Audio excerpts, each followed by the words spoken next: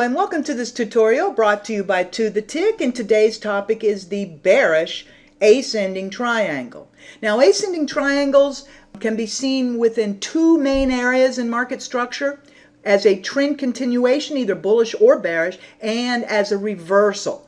Today we're going to focus on recognizing the ascending triangle, what does it actually look like, and then how to trade the bearish trend continuation setup. Now, this image represents a bearish ascending triangle price pattern. It's important to note that it has two parts. It is considered bullish or bearish based on the direction of the pole. In this case, you'll notice the base high, the pole itself, and then the tip is pointing downward. That means it is in a bearish consideration.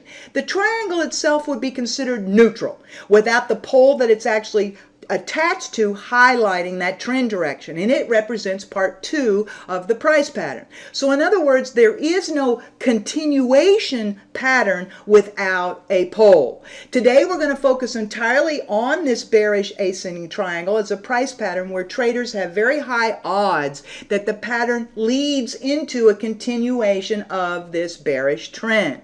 So let's watch the pattern unfold bar by bar like we do as traders, and we're going to start with our reference point up here where the bears have been smashing into a base of support that the bulls have created, and finally it's like, how much pressure can it take? And what we're looking for is them to eventually have the juice to break down from that range and have enough impulsive thrusting action to create a surge in both price and volume. If we do get the push through, we've got to get that confirmation, and yes, we're off and running. The bears are in control and they're stomping their way on down that hill. Now, as traders, we're watching the formation of the pole. You will notice that the pole has some tilt towards price. It always will. And I'll stop here and say the most important part of the structure is how deep, how strong, how fast, how hard is that action in volume and price that creates your pole. The harder and deeper, the better. And again, we're going to be able to see where the bulls or bullish support steps in and stops that decline of price. They failed to keep going with the decline where buyers step in. Now, they're probably just buying to cover, taking some profits, but basically they stop the decline. Then we get a swing high effort, another swing low effort, another swing high effort, and basically with the swing highs and swing lows, you'll notice that the swing low coincides with your pole tip. We're going to be able now to draw trend lines based on that pole tip and or your swing highs and lows, and create both a support line where the bulls continue to support and where we keep smashing our head where the bears step in again with the resistance. Notice you're working a lower level of resistance from where we broke down, and it is a horizontal or flat line. The support line is rising from the bulls with a little bit higher low on each pullback, and basically what you've created is your ascending triangle structure. Now, this is establishing our pattern. We are looking at immediate support and immediate resistance, and it is our current triangle pattern. So let's go back to our original image, and yes, we can see that we've completed the pole. We have a base, we got a breakdown with a big old impulsive deep thrusting move, and we've established the tip. We got a swing low. Now let's focus on part two, the triangle. And the first thing I hope you're going to say is, whoa, wait a minute, lad, that triangle doesn't look like our support and resistance picture of our triangle that we're drawing here. It's okay. It's about the structure. And what is that structure? Flat across the top, more or less, and rising support line out of the bulls. Now, you would want this pattern in any triangle and in any continuation pattern. We really want this part of the pattern, part two, to be considered a consolidation. Or let's take a breather. We've expended so much energy, those bears, in creating that impulsive thrusting breakdown move, and now we need to really take a pause. The shape is going to look different. It's not going to fit the same exactly in your triangle structure because it's about time. It's about those prices. But again, the point is we want them as a continuation trade to get in here and then move on. However, triangles can take some time. That's one of the things about them, is they do take some time. So maintain your structure. These lines with the support line moving towards the resistance line is called converging.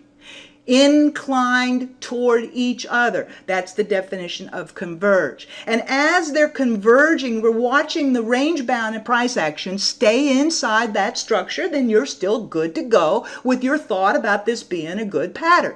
Now, there's conservative ways to trade triangles and there's more aggressive ways to trade triangles, and I'm going to offer both of them for you, but basically remember the structure is about that flat resistance across the top, which is a lower level than where you came from, and we're looking at the rising level of support on the bottom.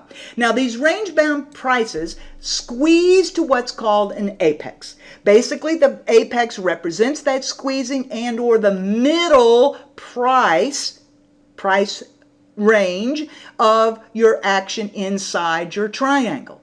The breakdown line would be when we finally see the bulls not being able to hang on to support, and we'd be looking for the same kind of activity that we had the first time. So all of that being said, our pattern is working, it's holding its structure. So guess what? We get to use our price pattern itself to actually create what we look at as future targets. And statistically, these things keep working with the repeat action. So we can take a measurement of the swing low to the swing high, and that's called a measured move, and we can take that measurement of the widest part of our triangle and subtract it, because we're going short, subtract it from your breakdown price and look for a target. Now, for me, that's a little conservative if I'm working a big trend continuation pattern. And again, it's all about how much activity did I get out of that price and volume in that pole creation. So I'm going to say trend continuation pattern, I want the whole thing to repeat.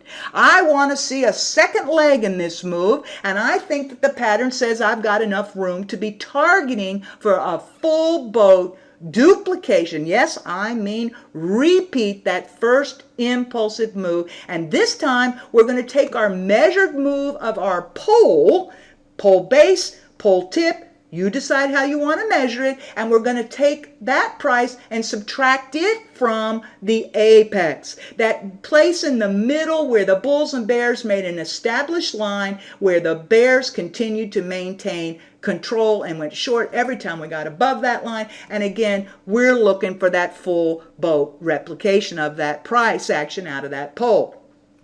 So let's go on and watch and see what happens here as we continue to look at this. And again, we want this to happen and be brief, but I'll tell you, the best triangles, the best trades come while your formation inside your triangle is in the 50 to 75% completion range.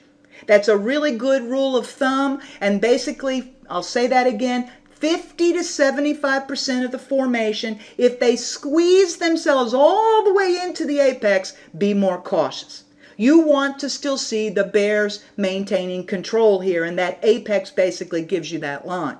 So aggressive traders with that thought in mind can be taking short trades once you've decided what that real resistance is off the top. Your stop placement would be directly above that, which keeps it pretty tight. And again, use that midline created by your apex as your first line, first guide, saying, okay, if they get through that line, then I'm looking for the support. As the momentum comes down to the support line here, look to see what happens with the momentum. Let your volume be your guide. If the bulls step in and support again, cover.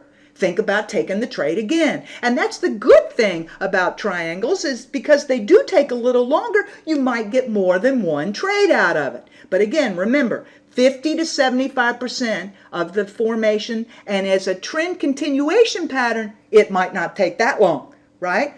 Faster, harder, the better. But we're ready for either one. The more conservative approach is to actually wait for that breakdown price and or have a confirmation method. But basically, I want you to understand that that rule of that 50 to 75% is really important, because it's key to whether your volatility is hanging in there. And the tighter it gets in here, the more momentum gets squashed.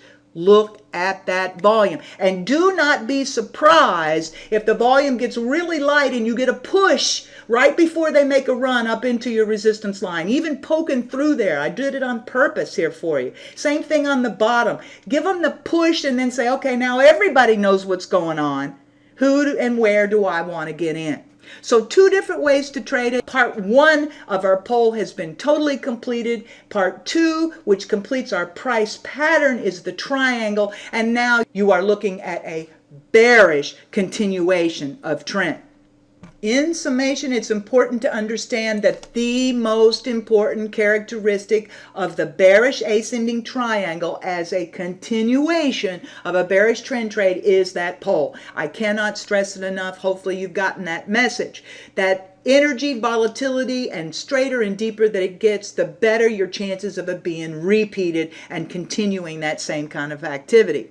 Now the part 2, the consolidation, offers very little pullback and a pause. That triangle structure is what you're looking to maintain, those equal highs and higher lows where those lines converge and meet towards that apex. And you're going to use your apex and your new breakdown as the locations where you're looking for pushes in volume and price where the bears do go on and take control, and then we can measure our moves based on the price action out of the pattern itself and use that apex and subtract the pole value for a big move, and or take that breakdown number and subtract the swing high and low of the triangle itself, and offers us a little bit more conservative target.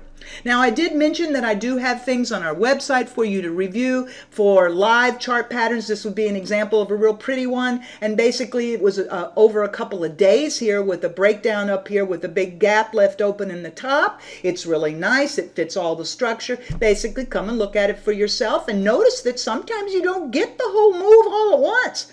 What do you do when it comes back into that? You'll notice I'm not cherry picking the most beautiful ones. I want you to learn how to trade this with the real world. So this is a good example. And this second example is a little bit more complicated, but again, not really. The biggest thing about this one, you'll notice that I put a note up here. We like for the price action to not come back that far on our pole.